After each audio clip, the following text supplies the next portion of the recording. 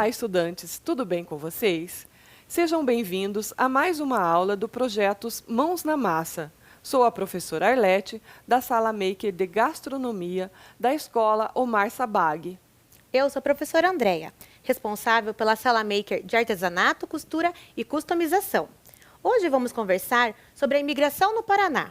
Vamos começar assistindo a um vídeo que vai nos ajudar a relembrar sobre o significado da palavra imigração. Nesse vídeo, você vai aprender algo sobre os imigrantes no estado do Paraná. Pesquisamos no site Educa Mais Brasil a definição da palavra emigrante, que significa aquele que emigra, aquele que vai embora de um país para viver em outro. E a palavra imigrante, aquele que imigra, aquele que entra num país para viver no outro. Para não confundir, a gente usa a lógica, considerando que eu preciso sair de um país para entrar no outro. E depois a ordem alfabética. A vogalzinha E vem antes no alfabeto do que a vogalzinha I. Agora que você já sabe esses conceitos, não confunda mais e acompanhe outro raciocínio. Os primeiros imigrantes que chegaram ao Brasil foram principalmente povos da Europa e da Ásia. Esses povos vieram ao nosso país substituir a mão de obra escrava, após a assinatura da Lei Áurea em 1888, que garantia liberdade aos povos escravizados. Nosso país também recebeu povos da África, da Oceania e da América, em diferentes momentos. Muitos desses povos escolheram o estado do Paraná como moradia, ou porque se identificaram com relevo e clima, ou porque algo no estado fazia referência ao país onde eles nasceram. Esses povos deixaram seu país de origem fugindo de guerras, perseguições religiosas, fome, terremotos, secas, conflitos políticos, ou porque apresentavam espírito aventureiro e gostariam de conhecer novos povos e culturas. Nesta aula, você vai acompanhar comigo a história da participação do imigrante na formação do Paraná, relatando que o papel do imigrante no estado paranaense não se resume apenas a somar população, e sim, foi e é grande contribuinte para a cultura paranaense. Para tanto, iremos reconhecer o papel positivo do imigrante em relação à literatura, dança, música, arte, culinárias, religião, visto que esses povos trouxeram seus costumes do país de origem e adaptaram seus conhecimentos às características naturais e culturais que o Paraná oferecia, formando o que conhecemos hoje como o estado paranaense. E aí, pessoal, entenderam a diferença entre imigrantes e emigrantes? Emigrante é aquele que sai do seu país. Imigrante é aquele que chega de outro país. Nesse texto, Imigração do Paraná. O Paraná é um dos estados com a maior diversidade étnica do Brasil. Os imigrantes são povos que ajudaram a construir o Paraná de hoje. Nesse texto tem uma palavra em destaque, vocês perceberam?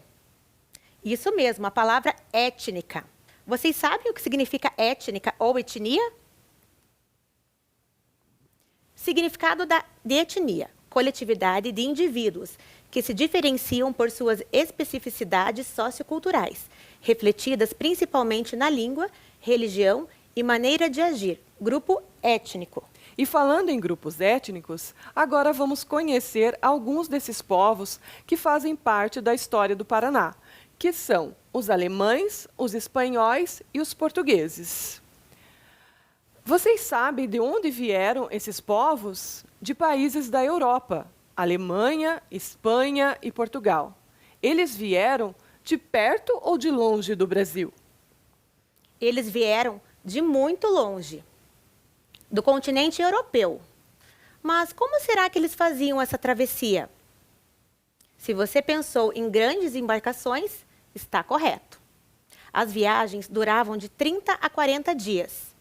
E dessas navegações chegaram os primeiros imigrantes no Brasil. No estado do Paraná, os imigrantes desembarcavam em Paranaguá, onde hoje é o Porto de Paranaguá.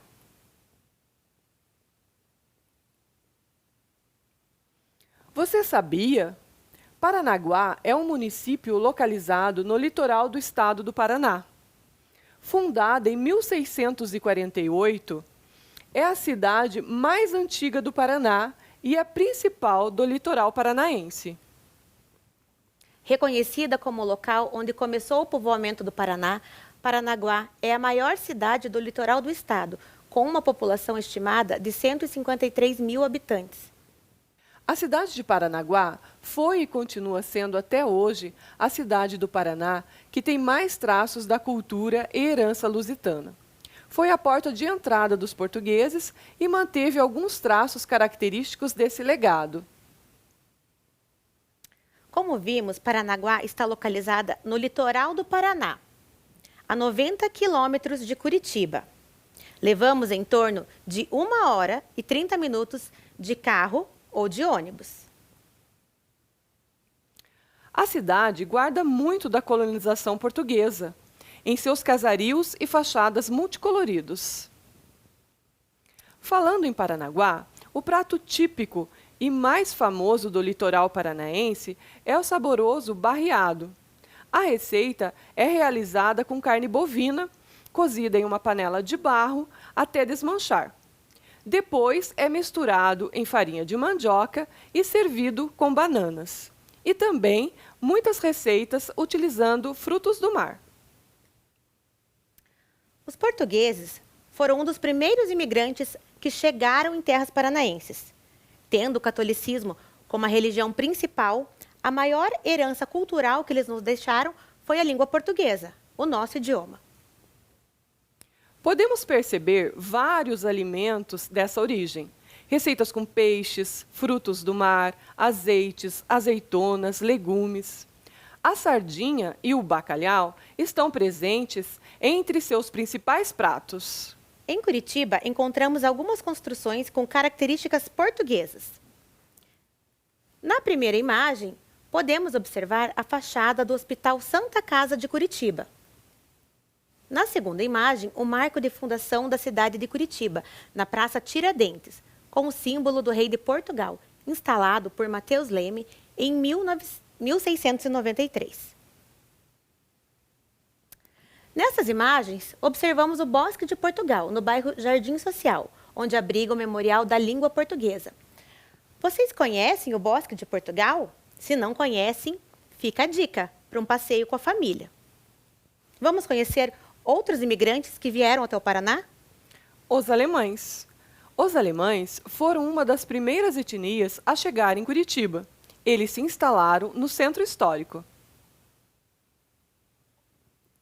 Os imigrantes chegaram no início do século XX, em cidades como Curitiba, Ponta Grossa, Palmeira, Rio Negro, Ivaí, Irati e Cruz Machado.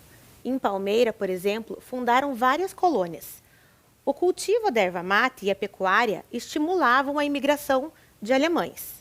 Os grupos de imigrantes germânicos chegaram na província do Paraná e juntos formaram a colônia do Rio Negro, a mais antiga colônia alemã no Paraná. No Paraná, os alemães também marcaram forte presença em todas as regiões do estado. Aqui nós temos um exemplo do Museu Histórico de Vitimarçu, em Palmeira, e um outro exemplo de arquitetura germânica na colônia Jordãozinho, entre rios. Os descendentes de alemães formaram 2 grupos folclóricos para a preservação da cultura. A colônia Vitimarçu é um bairro formado por imigrantes alemães. A arquitetura é um marco da colonização local na cidade de Palmeira, que fica a 60 quilômetros de Curitiba. Essas colônias são consideradas pontos turísticos no Paraná. Aqui nós temos alguns exemplos da arquitetura alemã. A primeira imagem é a antiga sede do Clube Concórdia, clube alemão no bairro São Francisco, em Curitiba. A segunda imagem, do Graciosa Country Club, clube alemão no bairro Cabral, em Curitiba. O Bosque Alemão foi idealizado para homenagear os imigrantes germânicos em Curitiba. Outra forte herança cultural dos imigrantes alemães é a tradicional Oktoberfest. Oktoberfest no Paraná. Em alemão, Oktober significa outubro e feste significa festa ou festival. Em Marechal Cândido Rondon é realizado a maior Oktoberfest do Paraná. A Oktoberfest de Rolândia é um dos eventos turísticos do Paraná. Esta festa recebe centenas de visitantes de vários estados do Brasil. Aqui nós temos alguns exemplos da gastronomia alemã: a cuca, as salsichas e o Eisbein, que é o joelho de porco.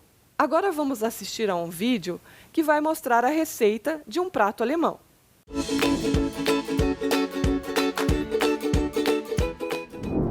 A receita de hoje é o chucrute, um prato típico alemão.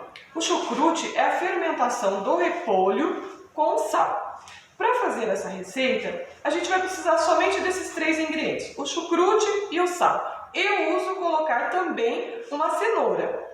Então, primeiro passo, nós vamos limpar esse repolho, tirar essas folhas mais duras aqui, para utilizar somente o meio dele. Vamos usar somente o meio do repolho. Então, nós vamos cortar esse repolho em 4 partes para facilitar. Lembrando, crianças, adolescentes, estudantes que estiverem vendo, sempre que for utilizar uma faca, mexer na cozinha, pedir ajuda de um adulto. Para todos os alimentos, a gente deve higienizar muito bem as mãos, mas principalmente para fazer o chucrute, porque a gente vai amassar bastante eles, conforme vocês vão ver daqui a pouco. Então a mão tem que estar muito bem limpinha. Então eu vou cortar esse repolho em 4 partes. Não vou utilizar o meio do repolho, porque ele é duro e ele pode ficar amargo. Então a gente vai cortar somente os outros lados. Ele deve ser cortado bem fininho.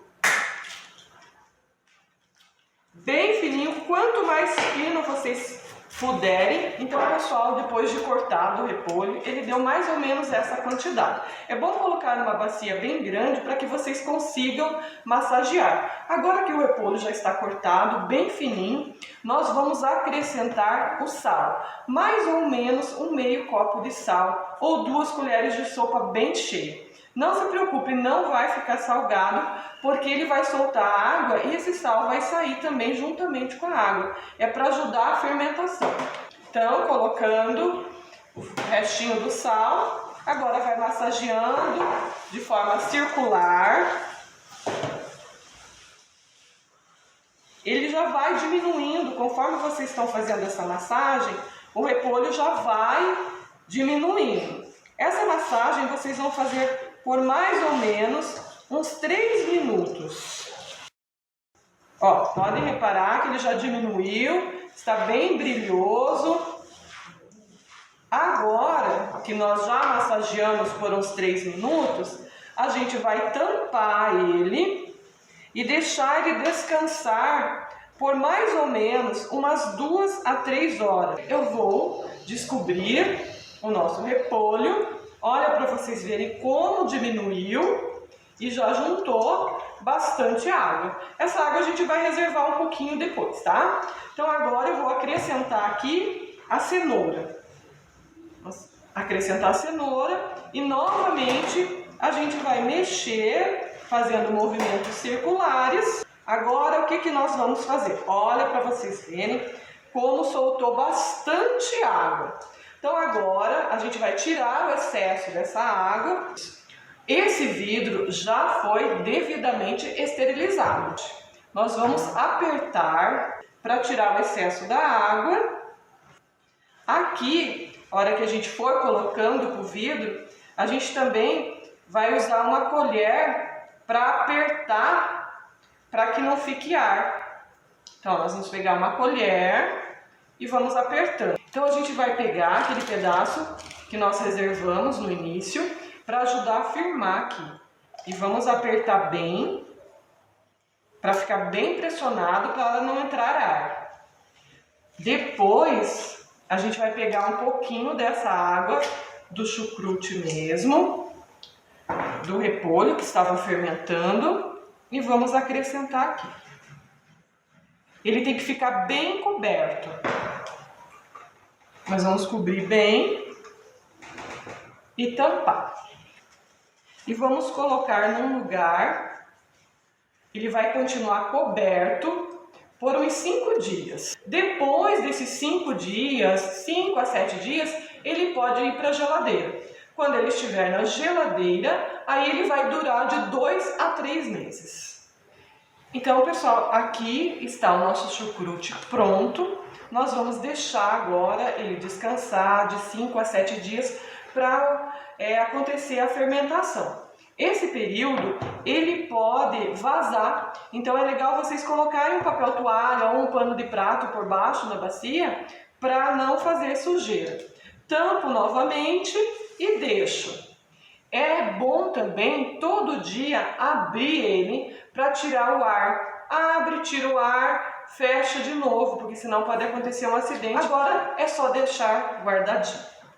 Mais tarde, quando esse chucrute estiver pronto, nós vamos fazer um delicioso cachorro-quente. O chucrute, ele é muito bom para acompanhar sanduíches ou também outros tipos de pratos. Gostaram do vídeo? O chucrute, além de ser um prato gostoso, ele tem também alguns benefícios. Rico em vitamina C, favorece a digestão e, portanto, a absorção de nutrientes. Melhora o humor e pode ajudar até no emagrecimento. Para os alemães, comer chucrute funciona como um meio de garantir que o próximo ano seja preenchido com abundância de bênçãos. Vocês perceberam que a professora Arlete utilizou um pote de vidro customizado? Querem aprender também como podemos customizar? Então, hora de colocar as mãos na massa.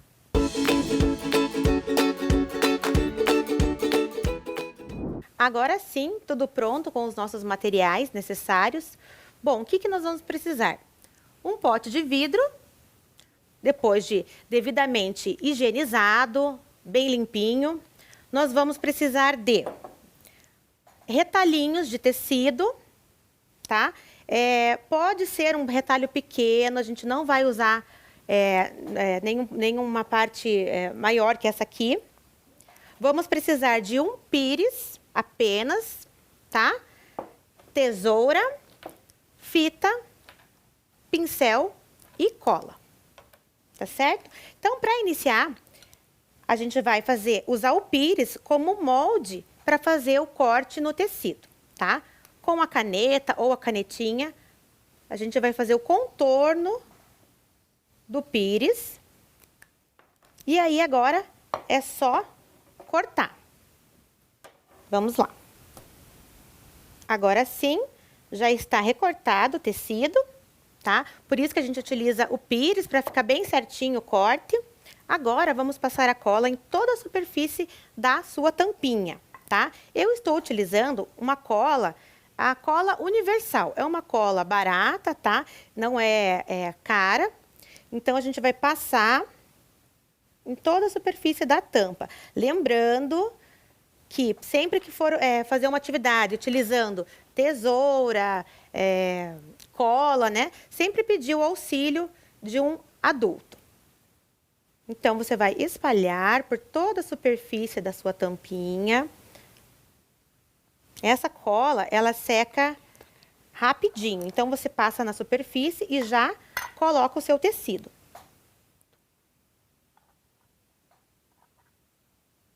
Agora que você colou a parte de cima, nós vamos passar a cola também na lateral da tampinha.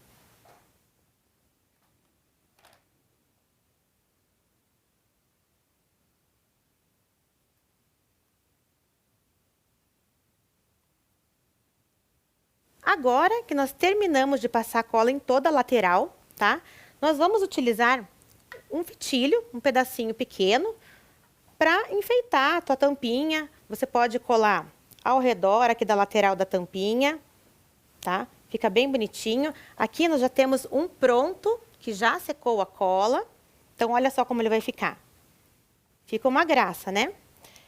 Aqui nós temos um exemplo já de um pote de vidro que nós utilizamos alguns lacinhos de fitilho também, para enfeitar, deixar mais colorido o seu pote. Aqui eu estou guardando os meus materiais, as canetinhas, a tesoura.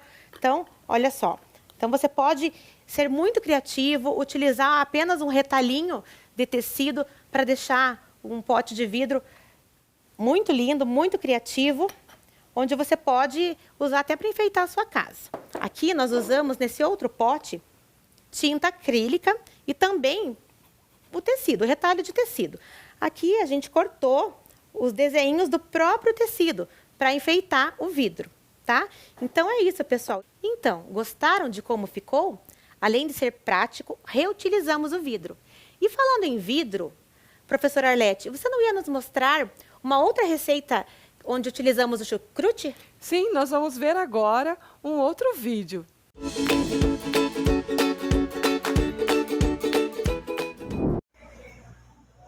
Então, pessoal, como eu comentei com vocês, a gente vai fazer um cachorro quente com o chucrute. Lembra do chucrute? Então, hoje nós vamos usar ele para o nosso molho de cachorro quente. Vamos fazer um molho normal, como vocês fazem em casa. Nós vamos usar alho, cheiro verde, uma cebola e 2 tomates. A cebola e o tomate nós vamos picar bem picadinho, porque tem gente que usa molho de tomate, mas a professora preferiu fazer agora, na hora, um molho normal para cachorro quente, tá? Então vamos picar a cebola e o tomate e acrescentar depois no alho. Coloquei um pouquinho de óleo na panela e vamos colocar primeiro o alho. Colocamos o alho, a cebola e vamos deixar ficar bem douradinho. Enquanto a cebola e o alho ficam douradinhos, a gente corta os tomates também bem miudinho. Depois que o alho e a cebola estavam bem dourados, eu acrescentei os 2 tomates. Agora a gente vai deixar refogando até esse tomate praticamente derreter. Depois que o tomate desmanchou, a gente vai acrescentar o chucrute. Lembra que nós colocamos para firmar aqueles pedacinhos de repolho? A gente vai descartar eles, não vamos usar. E aí, tem mais um pedacinho aqui. Lembra que eu falei que tem que estar com as mãos bem higienizadas, que a gente realmente usa muito as mãos, não tem jeito. Então agora a gente vai pegar, vou colocar mais ou menos a metade desse vidro, porque nós vamos fazer meia dúzia de cachorro quente. Ah, esqueci de comentar com vocês que também vai a salsicha, né, no cachorro quente. Então as salsichas já estão ali fervendo, daí a gente vai acrescentar aqui no molho. Então, ó, mais ou menos meio pote. Vamos mexer aqui no tomate. Agora, nós vamos colocar os temperos. Aqui o tempero é a gosto. Vamos colocar um pouquinho de sal, um pouco de pimenta,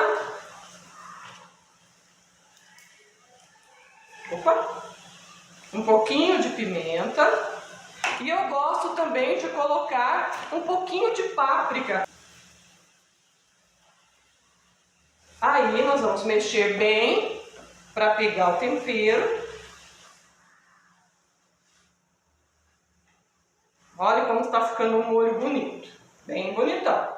Aí nós vamos pegar um pouquinho dessa água que está fervendo a salsicha, vamos colocar aqui.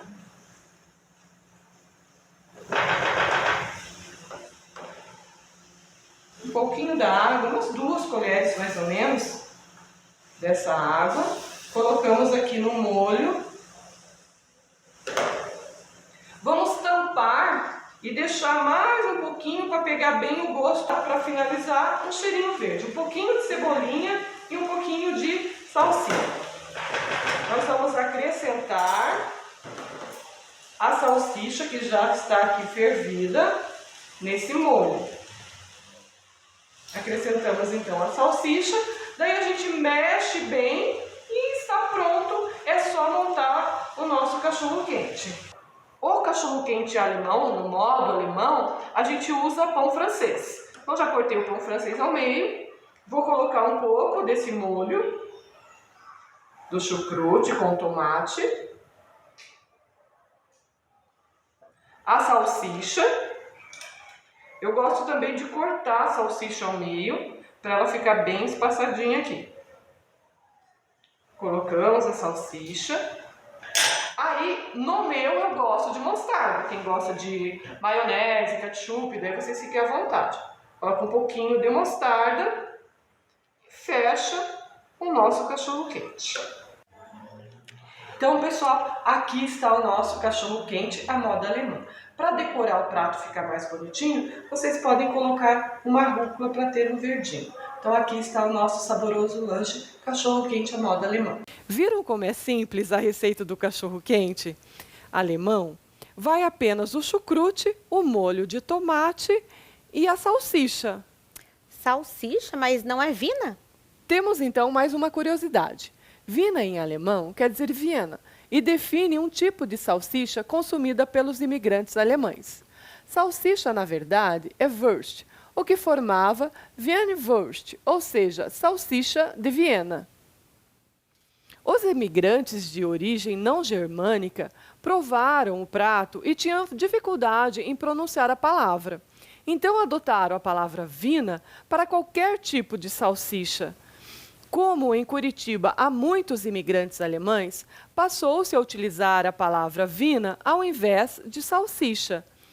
Embora com raízes bem definidas, essa tradição de chamar salsicha de Wiener é tipicamente curitibana.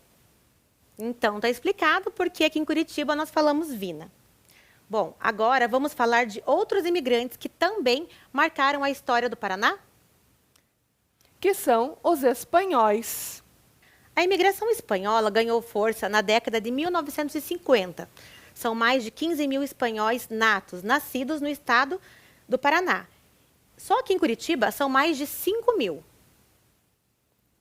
Os espanhóis estão presentes no sul do Brasil há séculos. No entanto, a maior onda migratória de espanhóis para o Paraná aconteceu nas décadas de 1950 e 1960. A maioria veio das regiões de Galícia, Andaluzia e Catalunha. E se fixaram, em maior parte, em Curitiba. Então, aqui, nós podemos observar no mapa as regiões citadas. Vocês observaram qual país está bem pertinho da Espanha? Isso mesmo, Portugal. Os primeiros imigrantes espanhóis que chegaram ao Paraná formaram colônias nos municípios de Jacarezinho, Venceslau Braz e Santo Antônio da Platina.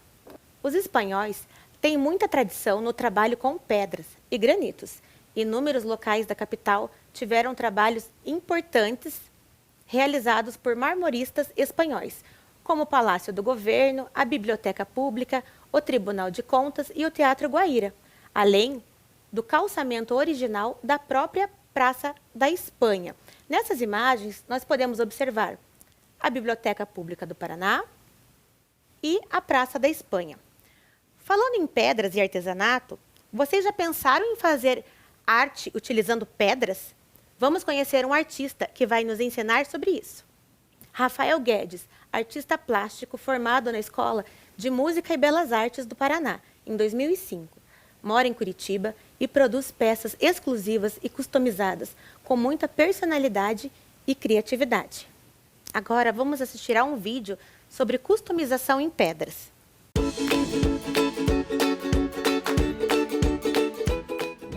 Olá pessoal, meu nome é Rafael Guedes, sou artista plástico e hoje estou aqui para fazer um trabalho de customização, certo? Uma pintura sobre uma superfície. Essa superfície, pessoal, encontramos em qualquer lugar. Será uma pedra, ok pessoal? E necessitaremos de alguns materiais para fazer essa pintura. Pincéis, ok? Temos aqui pincéis, a tinta preta, tinta branca e um paninho, ok? A princípio seria só esses materiais, pessoal, e um pouquinho de criatividade. Vamos lá? Pessoal, estamos aqui com a nossa pedra. Achei que ela tem um formato, pessoal, de controle de videogame. Pura coincidência, né? Aí eu vou resolver fazer um controle. Primeira dica, desenhar o que nós queremos, ok? Então eu vou desenhar aqui, pessoal, um controle que eu vou pintar na pedra, ok?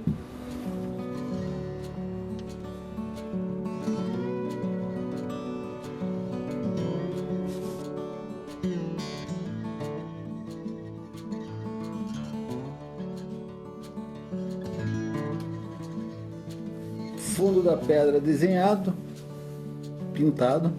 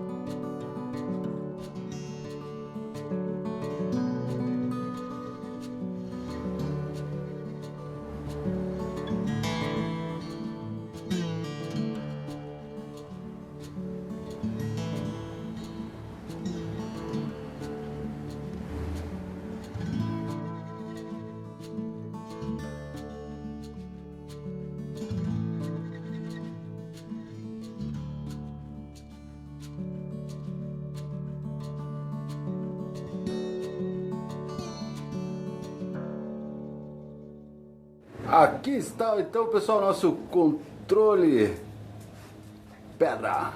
Entendeu, pessoal? Show de bola. Beleza? Customização em pedra. Podemos fazer também, pessoal, na sequência, ó, camisetas também, shape de skate. Dá para customizar. Caixinhas de MDF, fazer porta-chave, porta-lápis.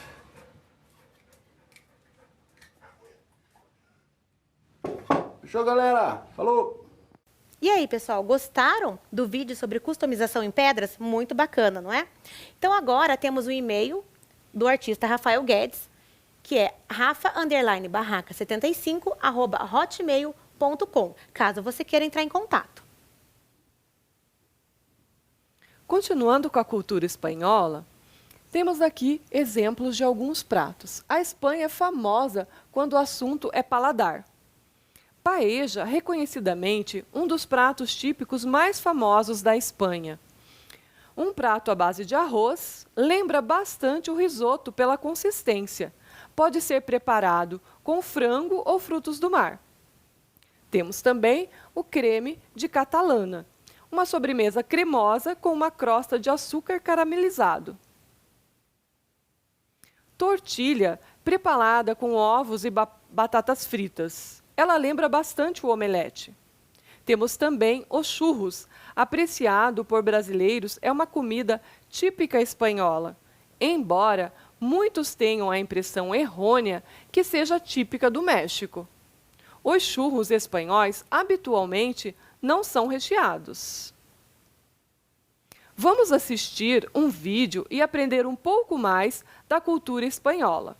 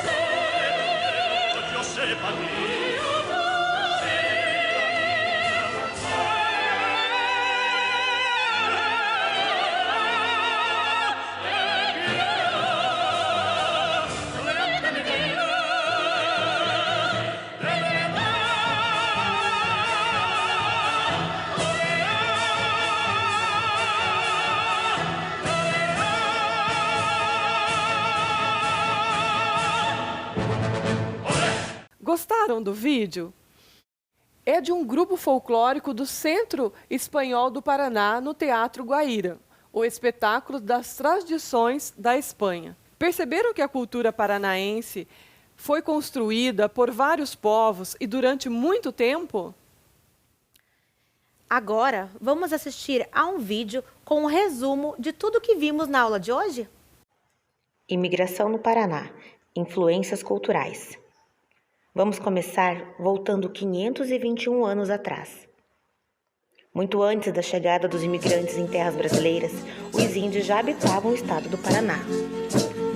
As influências indígenas na cultura brasileira estão enraizadas em todos os indivíduos e vão desde objetos até as ações simples como o hábito de tomar banho, as influências na língua portuguesa, a utilização de plantas medicinais e alimentos em nosso dia a dia. A moqueca de peixe é de origem indígena, muito utilizada até os dias de hoje.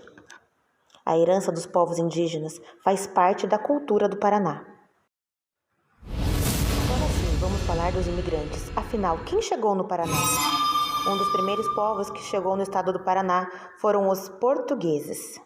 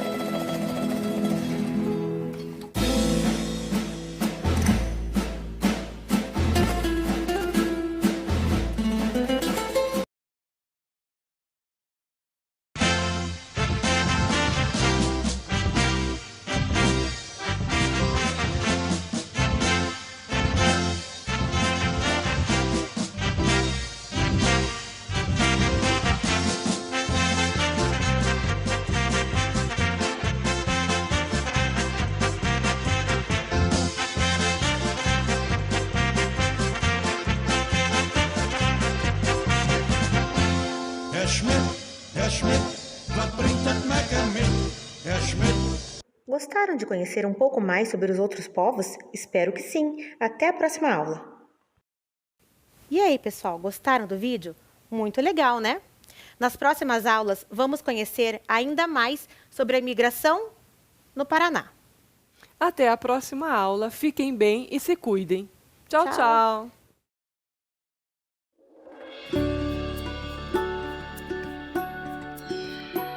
Oi, tudo bem com você? Comigo tá tudo ótimo. Ah, eu sou a Amanda e eu vim aqui te dizer que estou muito feliz em saber que a gente vai se ver de novo. Mas antes, eu preciso te dizer algumas coisinhas, tá? A gente vai ter que manter alguns cuidados super importantes para voltar para a escola com segurança, né?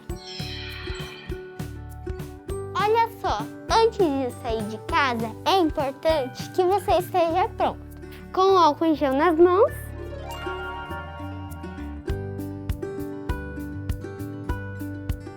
E a máscara certinha no rosto.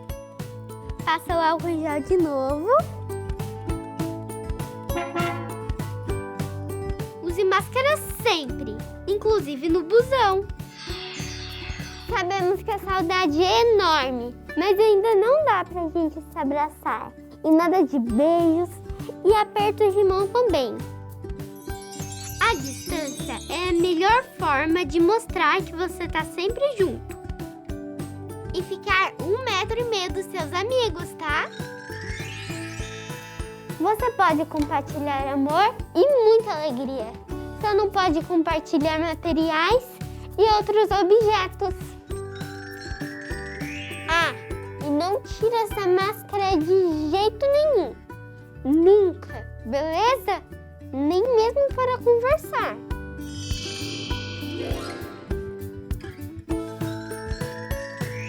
Eu quero muito ver você aqui, mas se tiver algum sintoma, pode ser corona, hein? Conta para os seus pais ou responsáveis, para você ficar em casa e eles ligarem para a prefeitura para receber orientação. Não esquece que é importante avisar a escola, tá? E com esses cuidados simples, a gente vai conseguir fazer da nossa escola um ambiente acolhedor e seguro. Porque aprender com cuidado é o que nos move. Nós vivemos numa cidade movida pela educação.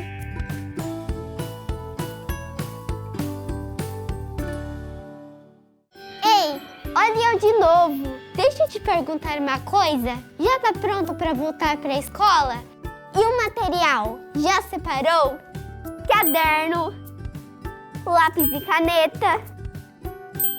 E a máscara? Aham, máscara. Agora ela também é uma parte obrigatória do material escolar. E tem que estar sempre, sempre, sempre com você. Você vem com ela, assiste a aula com ela, vai no banheiro com ela, vai pro recreio com ela. Só tem uma hora que você pode tirar. Na hora de comer ou tomar água. Mas é assim, ó. Primeiro você passa o álcool em gel na mão.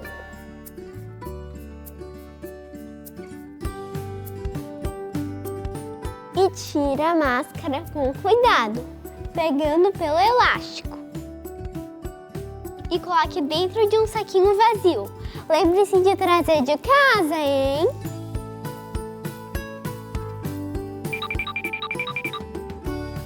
Passe o álcool em gel mais uma vez. E daí aproveite o seu lanche. Aí, quando terminar de comer, passa o álcool em gel de novo.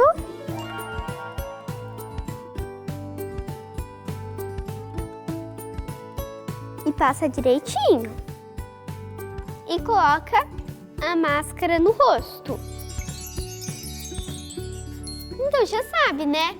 Máscara sempre. Ela protege você, seu colega e a sua família.